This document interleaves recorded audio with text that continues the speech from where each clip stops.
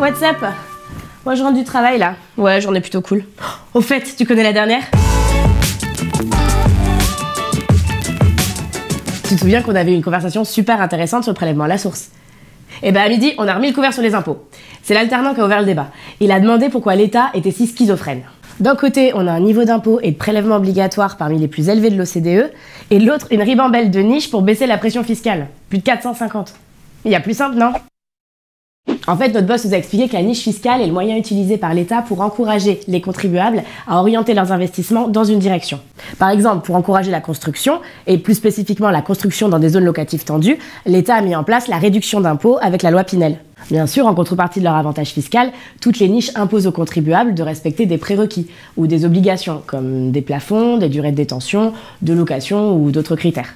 Pour certaines niches, l'avantage se concrétise l'année de son paiement ou de sa mise en place. Oui, tout à fait. C'est le cas de la loi Pinel ou de l'emploi d'un salarié à domicile. Mais certaines niches ont un avantage à leur dénouement. C'est par exemple le cas du PEA qui supporte aucune fiscalité sur les plus-values ou la rente viagère.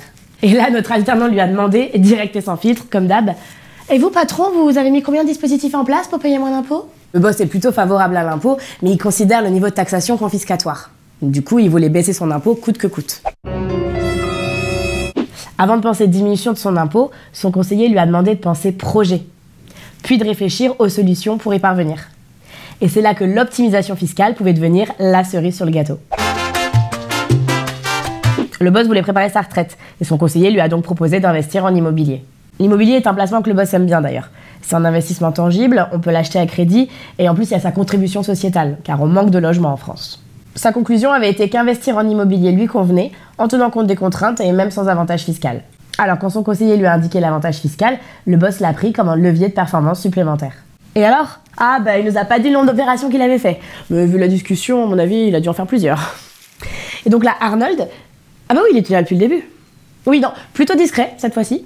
Enfin, jusqu'à ce qu'il veuille briller devant le boss et qu'il lui dise « Eh ben moi, patron, avec mon profil dynamique, mon envie de participer à l'économie réelle et d'encourager l'innovation en Europe, je vais souscrire un FCPI cette année encore. Et j'aurai non pas un avantage à l'entrée ou un avantage à la sortie, mais une réduction d'impôt à la souscription et une absence de fiscalité sur les plus-values après 5 ans. » La conclusion de ce déjeuner a été qu'il fallait appréhender de manière globale ses placements et les leviers fiscaux, et qu'il était impératif de rencontrer un conseiller en gestion de patrimoine.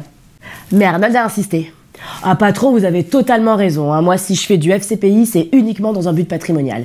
Mais la fiscalité, franchement, avec tout ce qu'on a à payer avec ma femme... Et là, mais le mec est ouf. « Patron, je pourrais avoir un bonus avant la fin de l'année pour payer mon FCPI ?» Et là, le boss lui répond, mi-dépité, mi-mort de rire. « Mais sinon, Arnold, je pourrais arrêter de vous payer, comme ça, plus d'impôts. »